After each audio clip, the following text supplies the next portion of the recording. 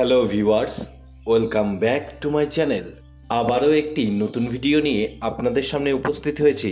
আজকের এই ভিডিওটিতে থাকছে মাটির কালী মূর্তিতে তৈরি হওয়া যে ফাটল, সেই ফাটল কিভাবে রিপেয়ার করা হয় সেই পদ্ধতি আজকের এই ভিডিওটির মাধ্যমে তুলে ধরার চেষ্টা করব।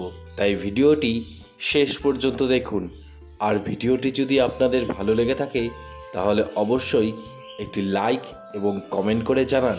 আর চ্যানেলে নতুন হয়ে থাকলে অবশ্যই চ্যানেলটিকে সাবস্ক্রাইব করতে ভুলবেন না যেন। এখানে মাটির ফাটল রিপেয়ার করার জন্য বেলে মাটিকে গুঁড়ো করে জল দিয়ে ভালো করে গুলিয়ে নেওয়া হয়েছে।